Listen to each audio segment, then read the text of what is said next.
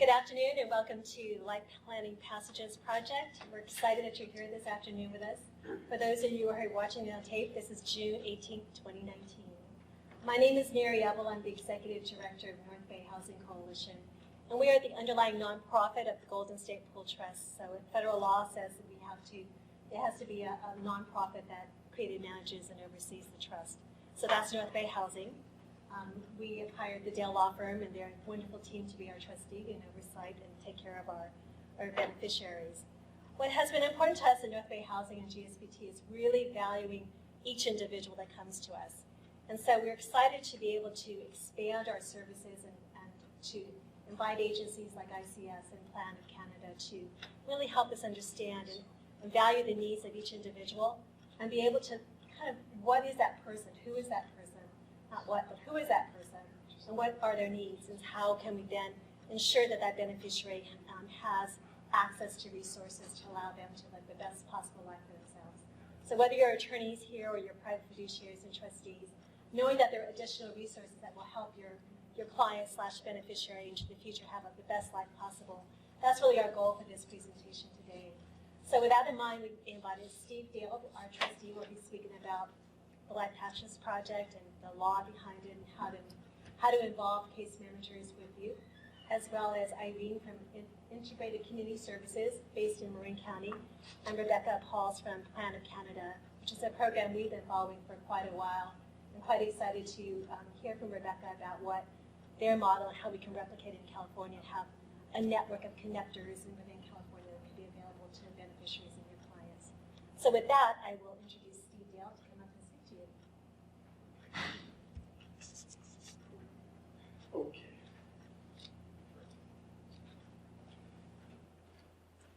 Good afternoon. Hi. Just to introduce myself, I am Steve Dale. I am the trustee of the Golden State Pool Trust here, and actually have been involved in working on this project for a couple of years. So the first part I want to do is go through a little bit about what the project is, and then we'll get to the most important part, is to have one of our partners here who's been working on this here in Marin County and talk specifically about integrated community services and the program. Now, just one housekeeping thing as we go through this. This has been accredited for MCLE credit by the State Bar of California. For those of you that are watching this recorded, there'll be 3 codes that will pop up during the presentation, and what you'll need to do is email Amy at gspt.org to get those codes, and also she'll send you a form that you could fill out, and if you do that, then once again we can go ahead and grant you the credit. So let's go ahead and start talking about the Life Passage Planning Project. The whole concept of this and what generated this was our interest here in trying to expand the services for beneficiaries of special needs trusts, and also the observation that we've come to that that what's lacking most in the community for management of special needs trust is relevant and affordable case management in the community. So for instance, the Golden State Pool Trust, and we'll talk a little bit about different type of fiduciary models and some of the pros and cons, but a pool trust is basically, it's a call center. So we rarely do we actually see our beneficiaries. And the problem is, how are we going to make that connection? Now, just to go through this, and we're going to talk about this a lot, the disability community is very broad, from person to person, group to group. As my friend Brian Rubin says, if you've met one person with autism, you have met one person with autism. So along that line here, there are some of our beneficiaries that are strong self-advocates and may need little or no assistance.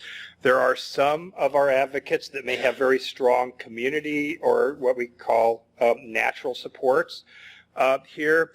But there's a large percentage of our beneficiaries that need a little assistance, one in assessing what their needs are and also carrying out those. And this is where the Life Passage Planning Project came from. And the concept was here is to take existing programs, not to create new systems, but to tap into existing systems here that are already doing this work in the community and adapt them to work with trustees of special needs trusts. Now we're going to also go through this over and over again. This is a non-proprietary project. Here this was funded by the May and Stanley Smith Trust, but this is not a Golden State Pooled Trust program, even though we fully intend to use this as much as we possibly can, and we will be sharing with you some of the wonderful stories and some of the wonderful results that we have gotten out of this. But this is something that is open to any private fiduciary, any corporate trustee, any pooled trust. And the other thing that we'll share with you as time goes on is we've done a number of focus groups with families with all sorts of different loved ones with all sorts of different disabilities, and we're starting to find that a lot of families are interested in beginning this process involving groups like ICS and EBI and some of the other programs that are involved in this actually before the trust matures, as we'll talk about. So we want to learn specifically here is about ICS and the programs, but keep this in mind. If you are not in Marin County, the goal is that we will be setting up these programs. We are setting up these programs throughout the state and eventually throughout the country. So part of what we'd like you to think about is if you're in a different region, either finding your program in your area or assisting us in finding the correct programs that can participate in this so we can create a network, one across the state of California and eventually across the country. We also want to engage you in how and ask you about how you can assist us in introducing this program to your clients as well as professionals and advocacy organizations in your community to enhance the quality of life for persons, for beneficiaries of special needs trusts in your community. Part of this engaging both the fiduciary but also the attorneys involved is whether you are a special needs attorney here, an elder law attorney, or a personal injury attorney here who might be interested in this program. Is the real goal is to really enhance the quality of life and do things that special needs trusts just don't traditionally do here. And part of what I'm really excited to share with you is how we've been able to expand our services to do things that we just never conceived of, and how you can do this for your own clients, whether you're an attorney, a fiduciary, or an advocate. So part of this has been a quest for a better way to serve beneficiaries of special needs trusts. Once again, the concept, and part of this is my wife Terry here is with me today, and we have actually traveled across the country. In fact, we are heading off to Philadelphia to meet with other pooled trust groups, and we have been looking for the ideal model for serving persons with disabilities and doing more than just preserving their qualifications for SSI and Medi-Cal. And we've visited many trusts across the country here and learned quite a bit.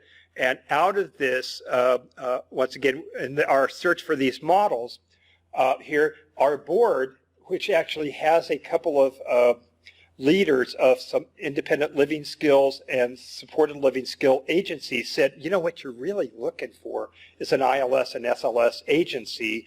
And after we started thinking about it, we thought, well, that's absolutely correct. And as we get into this and we learn a little bit about what ILS and SLS is, I hope you see the same thing. The project is funded by the May and Stanley Smith Trust and the Posey's Family Foundation. So through their generous grant, they've I have been working for the last year and a half with Stetson School of Law and their Special Needs Trust program with Professor Rebecca Morgan here and Roberta Flowers. And so we have been working for this period of time working on creating new standards for trust, but also working on what we're calling wraparound services, which is engaging community programs that already do assessment and delivery of services for persons with disabilities and working with them to adapt to serving beneficiaries of special needs trust. Once again, it's overseen by the Stetson University College of Law. Part of this is to adapt and improve existing systems. So when we first started looking at California, one of the things we had looked at is that these programs already have assessments that they do for the state. Because really, when you think about it, a lot of the work they're doing here for the regional centers and a lot of the programs that we're working with will traditionally only work with folks with regional center clients, although ICS has been working with the community for many, many years, so they're way ahead of the game here.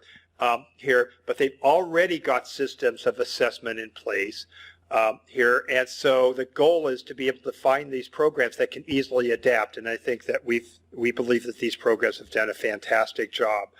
And then the system will develop and implement a system of assessment and delivery of services for beneficiaries of special needs trust that coordinates the efforts of all stakeholders. So especially as we have here Rebecca talk about a new way of doing, well, it's actually not new. It's been around for at least 2 decades that I know of, but a new way here of coordinating assessment services here that, once again, it's adaptable in many ways as far as how we're going to identify those services and how we're going to deliver them.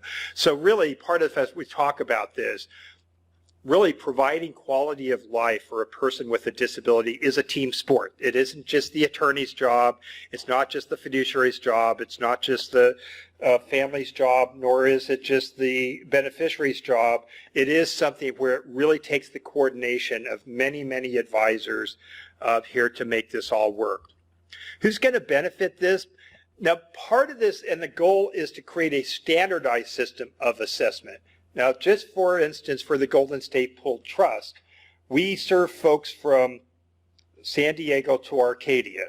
So currently we have beneficiaries in 26 counties.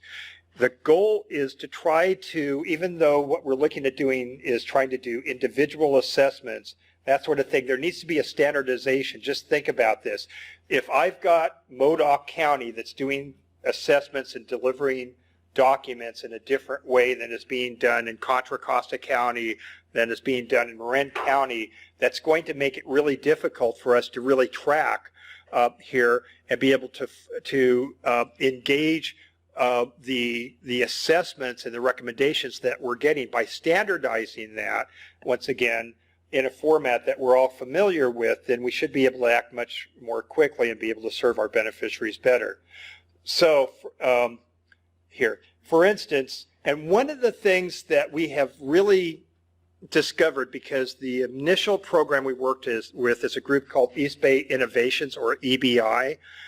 Here, the majority of the folks that they're serving are folks that have a mental health diagnosis who can't access these programs because, once again, most of the programs for ILS and SLS services are traditionally only for folks with intellectual and developmental disabilities.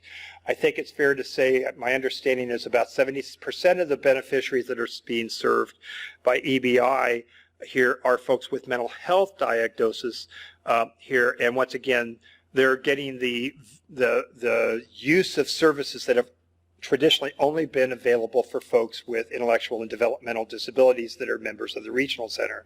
This project will allow all trustees, including the Golden State Pool Trust, to purchase those services, broadening their ability to serve their beneficiaries. While the Golden State Pool Trust is taking the lead in the initial development of the life passage planning system in California, it's a non-proprietary project, and we did that on purpose.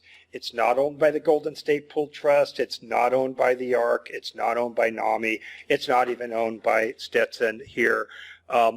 As you see more coming out of this, that there's a website being developed with educational videos and that sort of thing. And once again, it's not something that's owned by anyone. And I think that's important. If you're a fiduciary, consider how utilization of a life passage planning agency can improve your capabilities of serving your beneficiaries. If you are a family member who is concerned about the quality of life of a loved one, consider how this could help to enhance the quality of life of your loved one. If you're an attorney counseling persons with disabilities and families, consider how trustees using these services can better serve your clients and your beneficiaries, okay?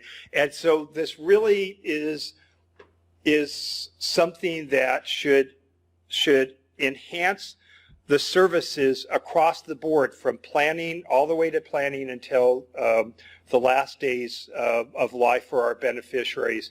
And our hope is that we're going to change planning from traditionally the major focus is preserving qualifications for SSI, Medi-Cal, and related programs. And it's not that that isn't important, but really the important thing we need to focus on is the quality of life and use these as a tools, not the objective.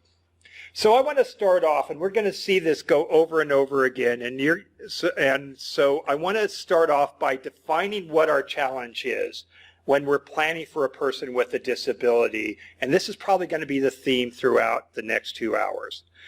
When somebody's asked to describe the purpose of a special needs trust, almost always the answer is going to be to stay qualified for SSI, Medi-Cal, and related programs. Focusing only on preservation of benefits really misses the big picture. And in fact, if you talk to a parent of a child with a disability, or even the person with a disability themselves, yeah, the benefits are important, but there's so many other things that they're focused on. The true objective should be to maximize quality of life for a person with a disability. So this is a tool that I use in many of my presentations, just kind of to set the tone of what we're trying to do. So I want to have you meet Kathy, okay? Now, I will just say, Kathy has had every disability you can imagine, okay? So today, Kathy has schizophrenia. Sometimes Kathy has autism. Sometimes she has Down syndrome. Sometimes she has a physical disability. Whatever her disability is, you know, the concept is still the same, which is, what are the challenges that Kathy's going to meet, okay? So let's say that Kathy is likely to need some level of assistance for the rest of her life. Now, keeping this in mind, merely because she has schizophrenia doesn't mean that she can't handle many things for herself. And there's many folks with schizophrenia who may need minimal, maybe no assistance at all. In this case, let's just assume that for any number of reasons, Kathy really could use that assistance, and that assistance could be guidance, and as Irene will talk about, it may be guidance and assistance in getting services. Here it may be assistance in finding services. It may actually be that she's going to need more assistance, as she's done for many of the clients that we have referred to ICS, where there may need to be more hands-on. The amount of assistance Kathy needs really depends on Kathy and the tools that we have. So let's just say the family comes to the estate planning attorney to provide for her incapacity, to provide for her needs in the event of your incapacity or death. And as we're going to talk about this, a lot of folks are focused really on what's going to happen after I die, or we like to say when your trust matures, but whatever you want to call it. But it's not just when you die or your trust matures. It's really, you know, a lot of the concerns, and we'll find that especially families that come to us as estate planning attorneys here, you will tend to find that those are self-selecting clients that are very engaged and very interested in the welfare of their child with a disability. And part of this, as we talk about this, is it's not just death planning, it's also life planning. Now, if Kathy is otherwise healthy, she's likely to live for 70 years, okay? Now, I realize that statistically, folks with schizophrenia do tend to live a shorter life, but let's just assume for this that she's going to live a normal lifespan, even if it's cut short by a few years. So one thing really unique about planning for a person with a disability and also administering a trust for a person with a disability is the possibility that these trusts could last for a very long time. Now, we're in the San Francisco region, so a lot of my clients will say, if I got hit by a bus, and with Muni, that's really possible here. In fact, I actually have had 2 clients who have been hit by the bus, and I have an attorney in the room shaking her head that she's had the same experience. Be careful crossing the street, especially when Muni is around here, because you don't want to become part of the disability community yourself. But let's say the parents are hit by the proverbial bus. We've got to provide for Kathy for the next 70 years. Now, we're going to talk throughout this about what those challenges are, so we'll talk about that a lot more as we go through this, but that's going to be our challenge. The other person I want to introduce, and this person really did exist, here is a fellow named Ed Roberts. Now, without spending a lot of time on this, Ed was somebody who had a great effect on me. He was a leader in the disability community and partially responsible for the ADA and all that. All that aside, one of his favorite sayings is that the disability community does not discriminate. It will accept any of us at any time. So as we start talking about planning, and as we start talking especially about care management here and delivery of services, it's not just when you pass away. It's also what if you become part of the disability community. And I know as a planner, one of the most difficult subjects that I deal with is dealing with this subject that, that the parents almost always are the advocate for their loved one with a disability. And so the question is, what if you become part of the disability community? How are you going to continue to provide for, your loved one with a disability while still providing for yourself, your spouse, and other folks that you care about? These are not easy things, but these are things that we need to address, and this is something, once again, that the Life Passage Planning Program can help us with. With that, I want to introduce Irene here from ICS, who's going to talk a little bit about the Life Passage Planning Project here as it affects the integrated community services. And I want to thank you for coming here today. Oh, thank you, Steve. I really appreciate the opportunity. And thank you all for coming out. I'm really excited to tell you about ICS and the work that we do here in Marin County. And to start with, I'll just tell you about myself. I've been with ICS for 21 years. For 16 of those years, I managed the employment program. And so I developed relationships with employers to place people on jobs, people with disabilities on jobs. And more importantly, to help them stay on the job and keep those precious jobs. For the last 5 years, I have focused on serving clients with mental health diagnoses, very severe mental health, people who also have other conditions, let's say a history of homelessness, criminal records, substance abuse, quite a complex profile of people.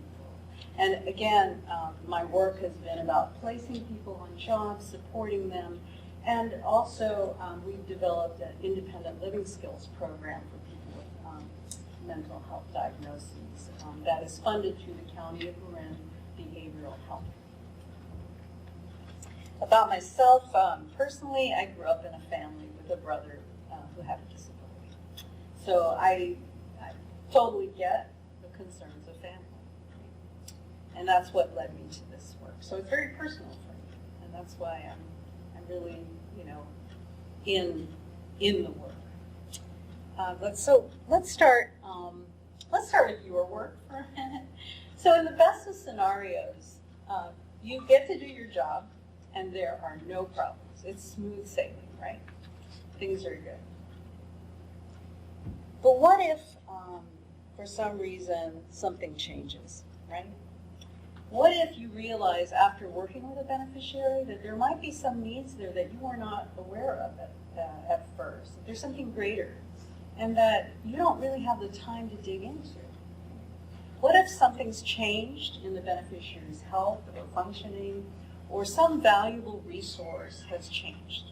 So for example, what if your beneficiary failed to turn in their paperwork for Medi-Cal and now they've lost their benefits? This is where case management services can be of real value to you. So I want to tell you about ICS. So Integrated Community Services was founded in 1994 as a 501c3 nonprofit agency. And we serve any person with any kind of disability. And that's important to know because here in Marin County, we have agencies that serve only certain populations. Some will serve only individuals with mental health. Some will serve only individuals with ID or DD. But ICS uniquely serves any person with a disability. And in fact, many people are complex. They have multiple disabilities. For instance, we've served individuals with intellectual disability and mental health. We've served people who have, a history of substance use, PTSD, and learning disabilities. And so they have never been able to hold down a job because of the intersecting impact of these disabilities. Simply what we do is we equip adults with disabilities with the skills needed to become independent, from building a career to securing housing to learning crucial life skills to maintain independence. And to do this, we've built two programs, the Independent Living Skills Program and the other being Employment Services. We've worked with over 300 clients in Marin County, and we have served 140 of them in our ILS program and 189 in our employment program. Our main streams of funding have come from three sources: the Golden Gate Regional Center, which provides ILS and employment services to individuals with ID and DD, the Department of Rehabilitation, which focuses on employment services for any person with a disability, and County of Marin Behavioral Health, in which we serve individuals with moderate to severe mental health and co-occurring conditions. And if you want more details, I've brought some of our pamphlets around our annual report.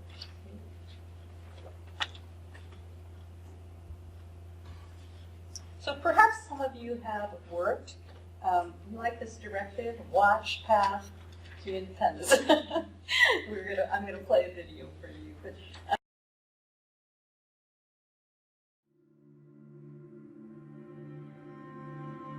Before I worked with ICS, I lived with my grandmother. I didn't have the skills to really live independently. She said to me back then that if she were to kind of go, that what would it be like when I started to live by myself? That was when she said to me that I kind of had to think of another option.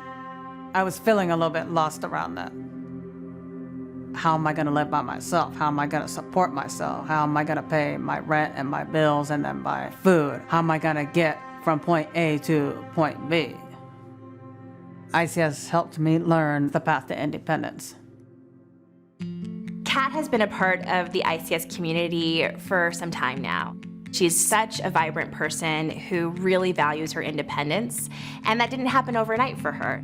ICS is a nonprofit in Marin that partners with people with any disability on their path to independence, from building a career to securing stable housing to becoming active, contributing members of our community. So open it up so that you can see it fully. Yeah, right there. Jasmine is a really good independent living skills trainer. She's helped me on budgeting, paying things beforehand, not later, handling my money on my own. One-on-one coaching builds the crucial life skills needed to be independent and successful at home, at work, and in our community. The most important thing is me being an independent woman. I get out in the community, I take buses, I take the ferry, I take the train. She's been working with us through many different stages of her life, from figuring out what she needed to do to become financially independent to getting her job at Whole Foods. Kathleen is somebody who you want interacting with your customers. She's been with us so long that she plays a big role in just day-to-day functions of running the front end and helping train other team members because she knows the job so well. What I love about working at Whole Foods that I'm always out in the community. I like the customers, I like the co-workers. I make a lot of new friends at work. It's just the people in general. Something that Kat's really proud of is that she moved off of public benefits and now she's a part of the Whole Foods team and receiving benefits from them. Kat is really active. She is a member of 6 of our different social clubs, and one of her favorites is the bowling club. Bowling club is fun. It's not a matter of competition. You know, we all play at our own speeds. The goal is to keep practicing until I get better and better. The goal is to get a strike. It doesn't stop just when somebody gets the job or gets the house. It can continue to deepen, and we can continue to see Kat thrive. Independence means you're supporting yourself. paying your own rent, your own bills, doing your own grocery shopping, doing your own cooking, and your own cleaning. That's the path to independence. That's what I'm doing. I like my independence. I mean, I'm gonna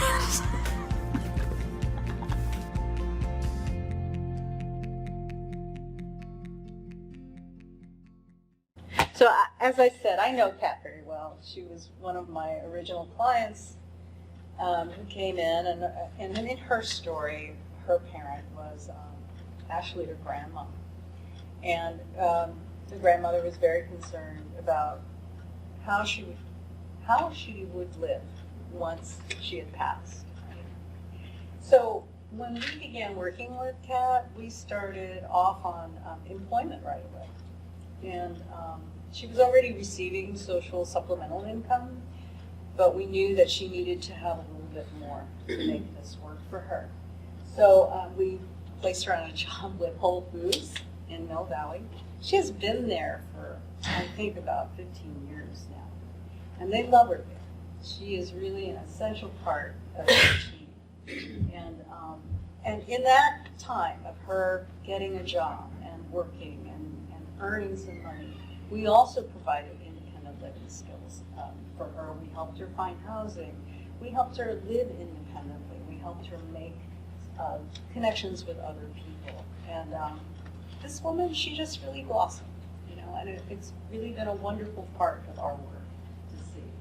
So, you know, as you can see, she's a great story. She's a great person, and her story is wonderful and very relevant to the work that you are doing, right?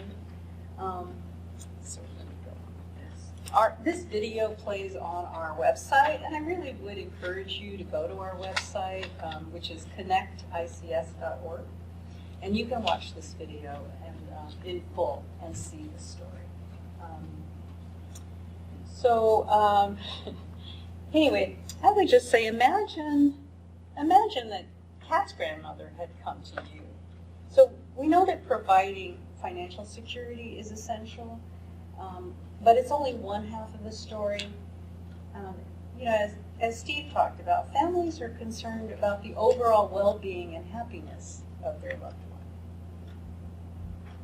So how we can work together? Because, you know, we have the same goals, right? We want to provide safety, independence, and see that that person has a full life. So I'm going to start with our staff. We want you to know who we are and why you should trust our expertise. So our line staff consists of ILS trainers and job coaches. And as I mentioned, direct service is also part of what directors do, right? So we always keep some kind of, real handle on connecting with our clients and knowing the work, because it keeps us ever aware of new and evolving resources in the community. You know, our staff are all background checked and vetted. And most importantly, our staff have prior experience in teaching social and human services. Some staff are actually seeking more professional training in other areas of human service, such as occupational therapy. And some of our staff have the added expertise of lived experience. Some are parents or have family members with disabilities. Yeah, as an agency, we invest time in professional training and development. We want our staff to be educated in the field of disability because we serve so many different individuals with different needs. And this slide will give you an idea of the different types of disabilities we have experience working with. And again, all these disabilities, they can intersect with one another. We do primarily focus here in Marin County, though we do have staff that live in San Francisco and in Berkeley, and occasionally we will take on cases in these areas if we think it's workable, it's not too long term. But primarily we want to focus in Marin County. So the foundation of our work is teaching and training and case management. And teaching is very important. Because our mission with the LLP is to provide quality, cost-effective services to maximize the longevity of funds. And that's why we focus on teaching and not doing for the beneficiary. Okay? With teaching, we focus on skill building. So that the beneficiary, can function at their highest level of independence. And with, to do this well, it's important to build relationship with the beneficiary that's professional and respectful. We provide one-to-one personalized support, and we're very person-centered. We meet our clients in their homes, in their workplaces, or out in the community, wherever it's most comfortable for them. It's the starting point of getting to know them. And we so want to know and understand them and what they want. And often, it's the case that they may want things that are different than what their parent may want for them. But we have to start somewhere by understanding their motivation and how to get the work started. The other part of this that's very important is we want to understand what they can do for themselves, right? And we want to know how we can assist and support their success. So knowing that client and building that trust is essential. It's almost like you can't just invite somebody to your house and then they start rearranging your furniture, right? That wouldn't feel so good, right? So it does take time. And in the beginning, our hours may be initially high as we're trying to build that trust and relationship, but we're also, counseling, we're seasoning, we're setting the course of the work. And we're also in that initial period of high hours, we're focusing on establishing systems that they can take on for themselves. But, we don't want to be at that high level forever, right? We don't want to exhaust those funds. We want to back down on those hours from month to month, and we want to see independence grow and competence grow. So hopefully we get to a point where those hours have dropped off, and if it's necessary, we'll continue to check in with them by phone, maybe a monthly visit, just to see that they're maintaining the skills that they've learned. So it's important to know that training can be very short term. It can be very specific to a particular problem, and in some cases it may require some kind of maintenance check-in. So here's some examples of the type of work. So, I put this in the category of health and support. You see sort of how I've broken that down. But transportation to and attending appointments with the beneficiary, this can be really important if the beneficiary has difficulty understanding or prescribed treatment or following through. So, for example, perhaps the beneficiary is now diagnosed with diabetes, right? And now in addition to their doctor, they might have to meet with a dietitian or attend educational classes. Tracking appointments and meeting other treatment providers can be really confusing for some people.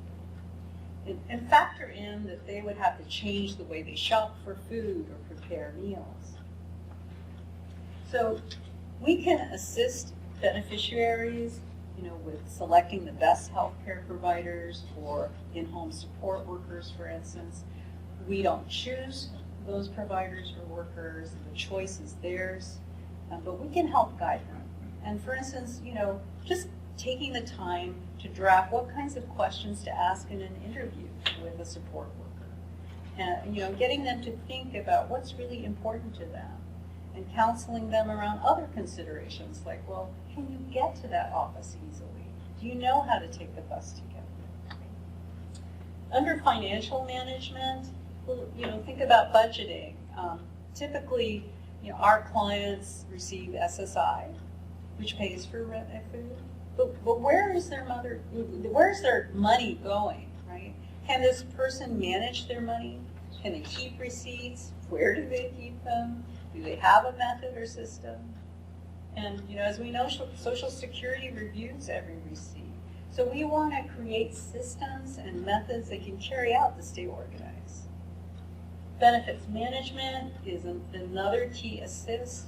The beneficiary may need help applying for benefits, filling out paperwork, or even making sure they get to a reevaluation appointment for SSI continuance. I can't tell you how many times I've worked with people, they don't even open their mail, you know, and then they get in situations they don't even understand what's going on. So this is a really, really big problem.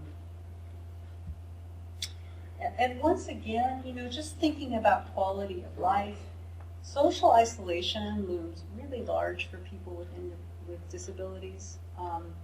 We always consider social and community connections in our assessments. And though it doesn't immediately come to mind, employment can be one way of achieving connection with others. So we ask, you know, what are they doing during the day? What would they like to do? What are they doing to stay healthy and connected?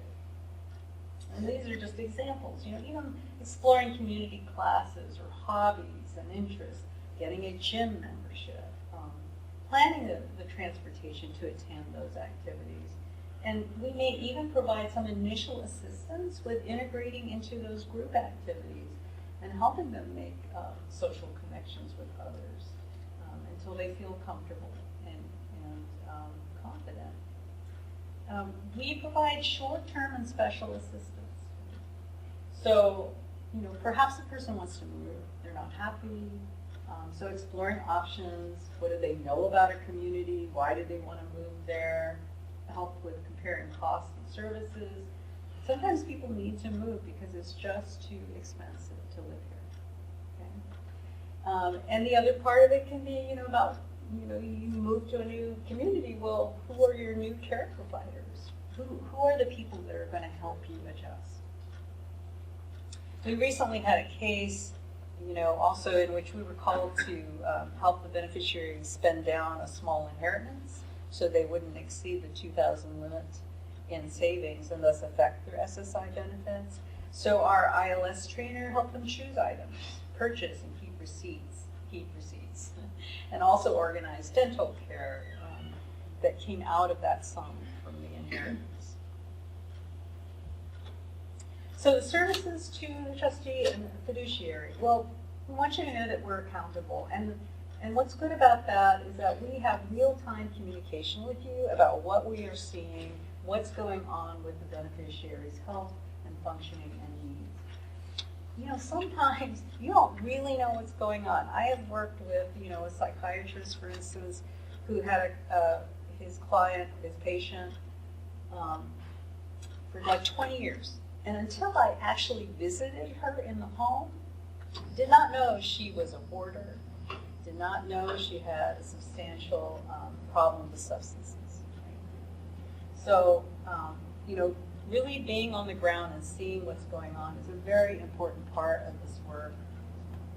Case management and coordinated care with other key support people.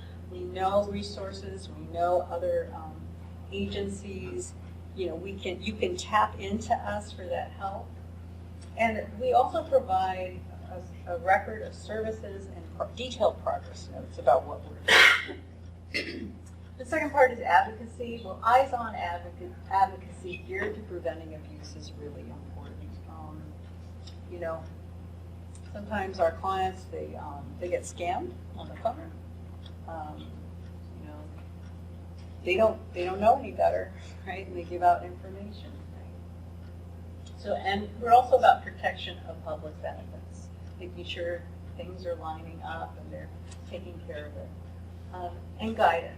So, you know, we would provide advice and strategies and recommendations to you regarding what we think would be helpful for that person with a disability. So what it costs.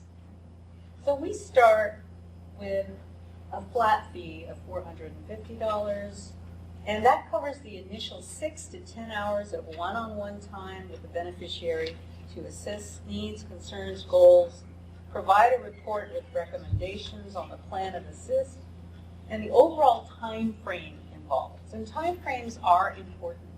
We want to be thoughtful about the work and we want to preserve the funds. And this is where our partnership is important, because having a realistic talk about those recommendations is critical. we need you to set parameters, and together, we can decide on a reasonable expectation. Right? We don't know how much is in that trust. We don't know. And that's why we have to hear that from you. We then set an hourly fee of $75 as we actually start this work.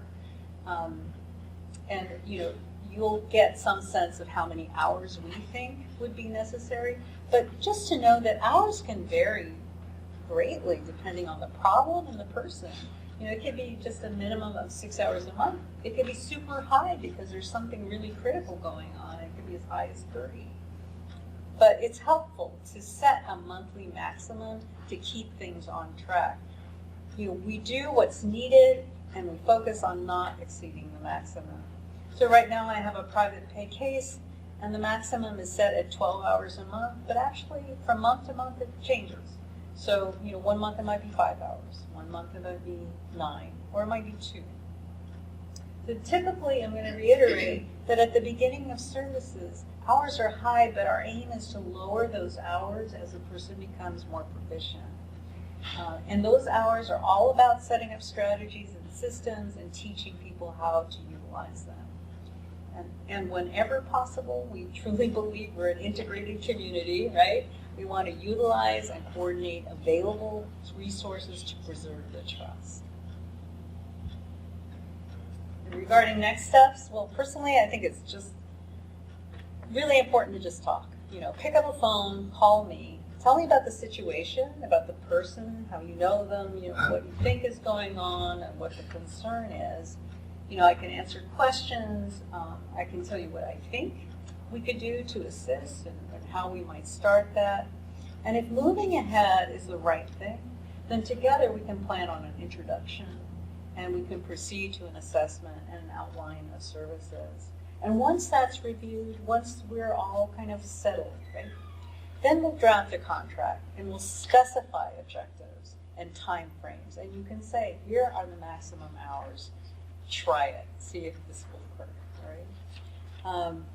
I have a couple of quotes from people that we've worked with recently on our private pay cases.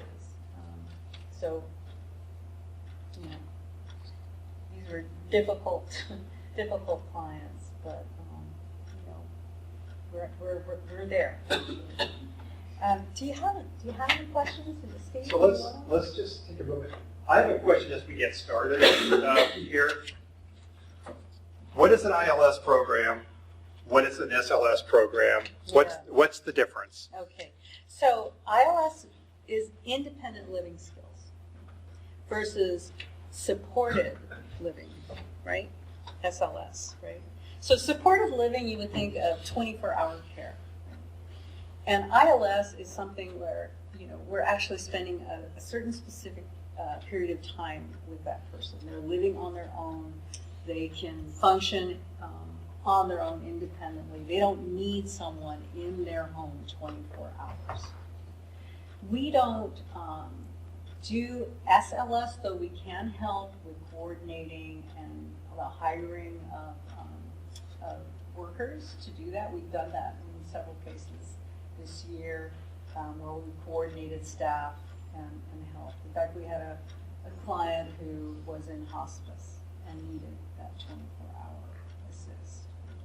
But our focus is really independent skills. So, as I say, talk about it, and we'll see if we can somehow play a part in helping you.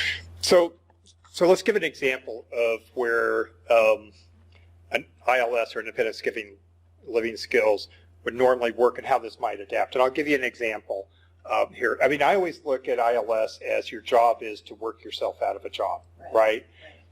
So we'll just say, for instance, one of the biggest things we're dealing with right now for folks that are on SSI is that Region 9, God bless them, has decided they are going to review every single special needs trust and every single joiner agreement here and every single expenditure that the beneficiary makes. Now, one of the problems with this, and we'll be talking about this a bit, we tend to use things like the TrueLink card and that sort of thing, which can be wonderful tools as long as the beneficiary can keep receipts. Now, some of our folks can keep receipts just fine and dandy. Some of them, it's going to be a challenge. So, like, for instance, with independent living skills, once again, my understanding is that part of what you do and the other agencies that do this is assess what the need is and then see if there's something that we could teach them to do is to keep those receipts, which is absolutely critical to be able to make these trusts work. And for any of you who have ever had somebody lose their benefits because they don't have the proper paperwork, it is a horrible experience. I have seen people get sick. I actually had a beneficiary years ago die from the stress.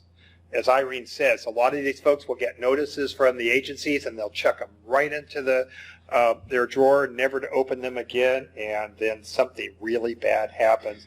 And quite frankly, as the fiduciary here, not only does the beneficiary get punished, but as far as I'm concerned, the fiduciary gets punished too, because now you got to dig them out of a hole that you didn't make, right? So there would be an example of where ICS might be able to help. Pat, you had a question? That even with the TrueLink card and the detailed documentation that it says of what it was used for, SSI is still demanding receipts for, like if it says, $12 to Starbucks, what's the receipt that's needed? If it's $12 for Starbucks, we're probably going to figure that it's food. Yeah. What if it's $67.12 to Target? Right. What do we know? They're demanding those receipts? Yes, they are. To the we get at Golden State Pool Trust, where we have 200 beneficiaries and we're considered a small trust, here we get at least 3 reviews a week. So we get a lot of these. And once again, the fiduciaries that we represent for as attorneys for the Dale Law Firm, we're seeing much the same thing. So not only do we have to be accountable to the courts if it's under court supervision, we have to be accountable to Social Security. Medi-Cal, not so much, right? But are all of these receipt issues on the in-kind support question? No, it's just plain on the, especially when you're dealing with a first-party trust, part of what they're looking at is, are you making the distributions for the sole benefit? So I had a 300-pound man recently buy some a dress for a 5-year-old child. That was kind of hard to explain away here, and would probably be icky if you did here. And, for that was clearly a gift, right? And so, and I will just tell you, there's a level of review going on. As I like to say, you cannot be too paranoid when you're dealing with Social Security. It's just not possible. But that's why because I'm quite paranoid about them. But what I'm interested in your experience, because you have so much more experience in terms of 200 persons, 200 beneficiaries. So is the trend that you're seeing, like if they buy a book, if they buy a magazine, if they buy a newspaper, they still need a receipt to show that that's not food and shelter? Let's say, for instance, they're buying it either with a credit card, their own credit card, or a TrueLink card, or it could be an Able card, whatever it is, whatever their mode of purchase is. If it is not easily identifiable from where you bought it, like going to Starbucks, there's a pretty good chance you probably bought coffee,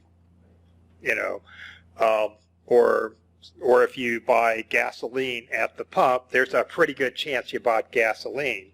But the issue is, what if you bought something at Walmart? Right. What if you bought something at Target?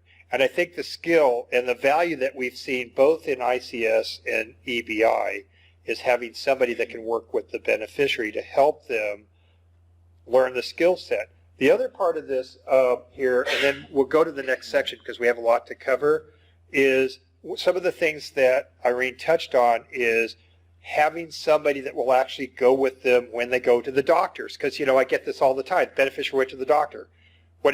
What happened? I don't know. Is there anything I should know? No. Well, maybe there is, right? And sometimes having that advocate that could be there to help not only report back to the trustee, but I think it's fair to say, Irene, your first focus is being that advocate for the person with the disability. Maybe helping them understand what's going on could be really huge. The other thing that we've seen both with both of the programs on our and as the programs expand is dealing directly with the benefit agencies themselves. And once again, this can be huge because, I would not say Social Security is a well-oiled machine. It's not uncommon that they get called in here, and we have somebody from the Sacramento region. You want to see a Social Security office that's off the rails, go to Sacramento. Here is that you'll get requests or you get folks knocked off of benefits, but they won't tell you why, right? And that sometimes just having somebody that can work with the beneficiary and help identify what's the problem. Go back to this. We have many of our beneficiaries that are self-advocates and could do this with little or no assistance. But on the other hand, we've had a lot of folks where just having somebody knowledgeable there with our beneficiary when they go to the Social Security office and being able to identify what the issue is and work with us as a team is huge, right? So for this segment here, I think what we're going to do is take a little break here, just about a 5-minute break if this is okay, and then we'll go to the next segment, which we're going to talk about engaging an agency like ICS or EBI or any of the other agencies that are coming on board soon. And how does that work between the beneficiary and the agency, and what can you delegate, deal about dealing with issues as far as liability, which is something we're always interested in. And the other part of that is going back to our quest for serving Kathy, serving her in a world where we know that things are going to change and how we can add that flexibility, whether you're using a private fiduciary, a corporate trustee, or a pool trust here, and even maybe in situations we're not even thinking about. With that, I want to thank you, and we'll take a real short break. Well, that's okay. Did we had a question back here, Amy? I just have one question. If the beneficiary is also a regional center client, are some of those costs picked up by the regional center? And do you have to, kind of like insurance, do you have to accept those as paid in full, or is there a share of costs? Well, if they are part of the regional center, most likely they're receiving independent living skills. Right? So they're covered under GGRC. Right? We are working with them through that funding and not drawing on the trust. So that's the good news. I think you mentioned earlier that mental health clients don't have that, right? Now, I'm part of this contract with the county for, it's a very special case-intensive program. So they have asked ICS to serve these mental health clients, right, with independent living skills and employment. But there's a whole body of people with mental health that receive very minimal case management and no access to independent living. So that there's, yeah, they really fall in that crack of services. And yet, just because, they are taking their meds and, maybe going to school doesn't mean that they can manage other things in their lives well. Right? But Amy, let me answer another part of your question. We've already checked with DDS on this. Part of what I'm going to tell you just makes sense. There's nothing to stop an agency like ICS, and there's no bar from serving somebody that's a regional center client, even if it's their own client. Now, it may be that that's going to limit what happens, but a couple of things. We're not looking at replacing existing services. So if the services are being provided by the regional center, we as fiduciaries would have to stop any agency that's replacing those services with private services if they're already being provided. But that's just common sense. You can't double dip. The other thing that we're seeing as we do this, because we're developing processes and procedures as we go along, I think, for instance, EBI has incorporated in their procedures, and we're looking at the other agencies, we're all learning from each other, is that, one, they won't represent somebody in an IPP itself, because you can just imagine it's a little bit awkward. And the other part of that is, if it is something that's their own client, here, there may be some limitations on what they do. But we already have, for instance, EBI serving beneficiaries that are also getting regional center services from EBI itself. And what they're very careful about is limiting what they're doing to things that are not covered by the regional center here. So, for instance, we have a beneficiary served by EBI, that's East Bay Innovations, which serves Alameda and parts of Contra Costa County. Here they serve somebody who is one of their own clients already, and what they do that the regional center doesn't do is they're helping them with their TrueLink card, making sure that the expenditures match up with the purchases being made. And I would say after about 2 years of work, it took a while, EBI has cut back their involvement with that particular beneficiary to a very minimal amount of time. So there's another example of, as an ICS agency, they have come pretty close to working themselves out of a job, and that's their goal. They're successful if they reach that point where the person learns the skill, and so now EBI with that particular beneficiary is probably meeting with them quarterly instead of monthly, right? I just want to say, like, on the mental health side, we have a situation right now where this person, the beneficiary, actually is receiving case management services through County of Marin. However, the family doesn't believe it's enough. And so we are kind of working in partnership with that county case manager to supplement the visits to the home, and we share that information about how well that person is doing from week to week. And that seems to be keeping this person independent in his own home. Lori? Very quickly. Do you know of any other agencies in California who are providing independent living services, who are doing it for the mental health as you are, and not just through a regional center? Well, I can't name them, but I'm pretty sure that these other county mental behavioral health programs have intensive case management teams, and they're looking to vendors, such agencies like us, to provide services for them. So I can't tell you right off the bat, but I know that ICS has been doing this only for 5 years with the independent living skills, but we have been we've been doing the employment side of it for over 20. But Lori, let's do a contrast between EBI and ICS. Okay, both wonderful programs.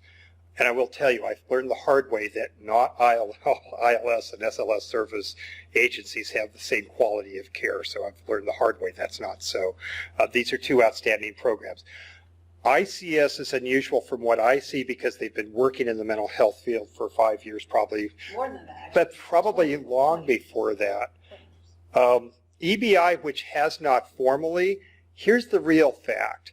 The fact is that dual diagnosis for persons with developmental disabilities is a real fact. So for EBI, we go back to this where I would say 70% of the caseload that they have is behavioral health or mental health.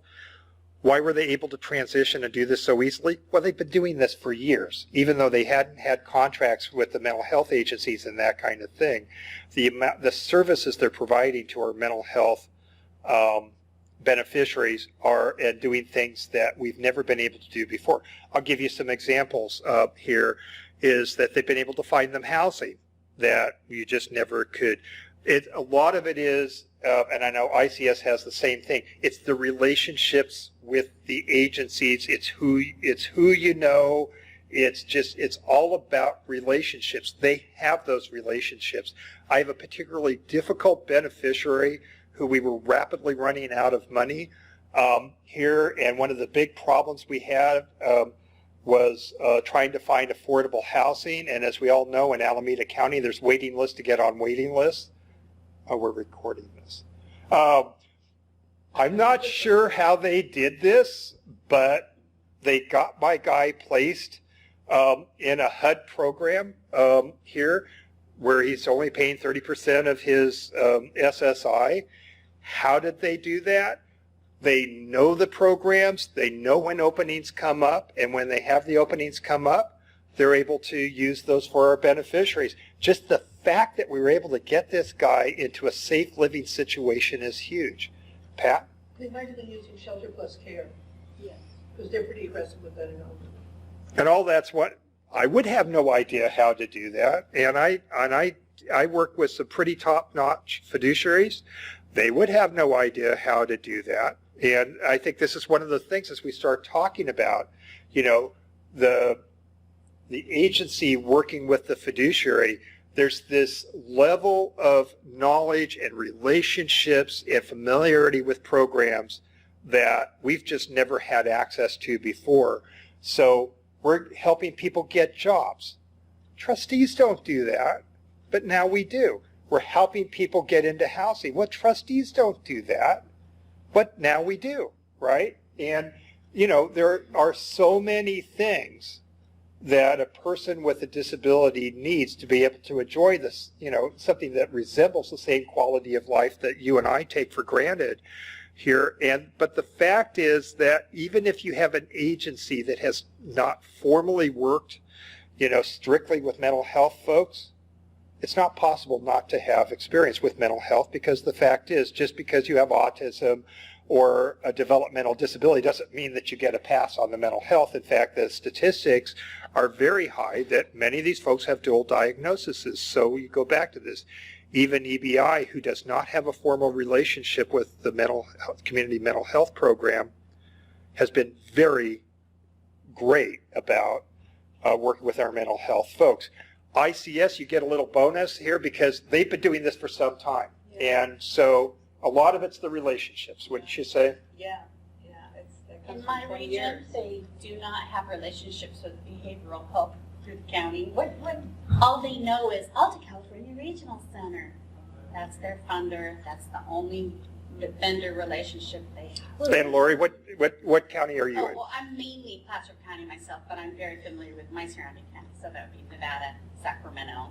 Well, see, this goes back to that issue of certain agencies only focusing on one population. Yes. And so they're siloed, they don't know about other resources. And I think, like I said, ICS is really unique because we have our hands in both areas, right?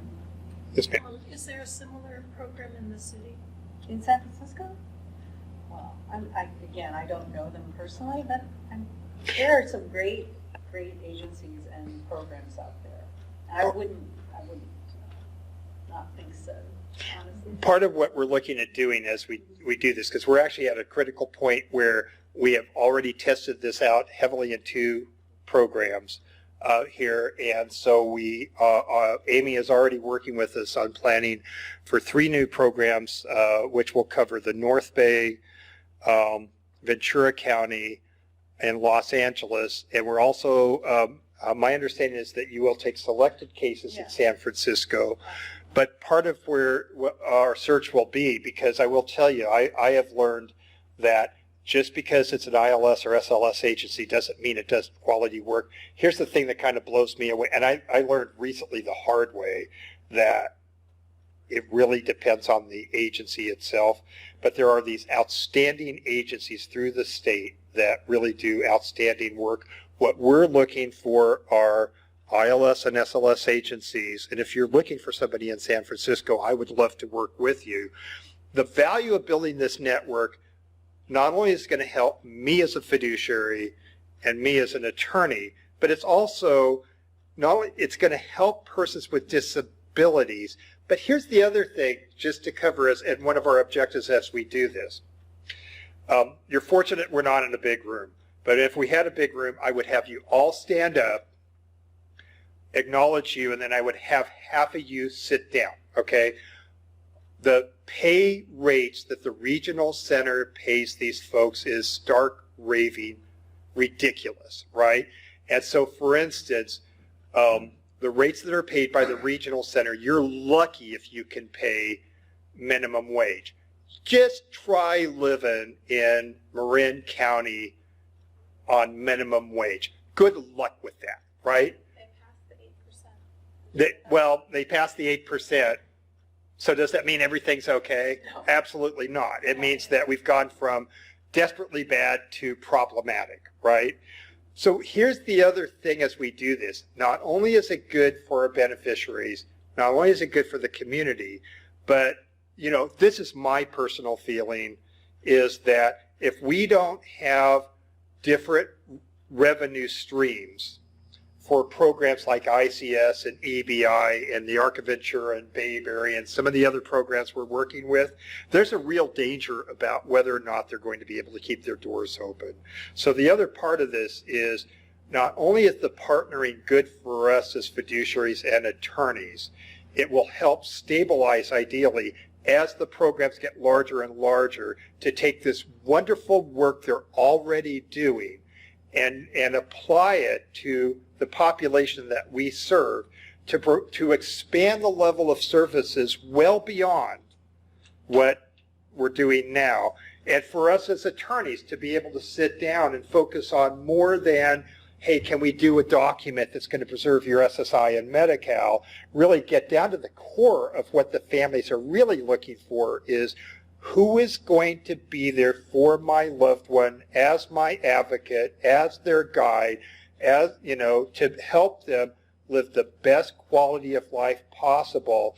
Somebody who's knowledgeable about the resources, and the knowledge we have today is going to be vastly different than the knowledge in 5 years, 10 years, certainly different than in 70 years. With that, let's take a short break as we, you know, get ready to record the next part of this. And I want to thank you guys all for coming and spending the afternoon with us to learn about this program. With that, we'll take a break.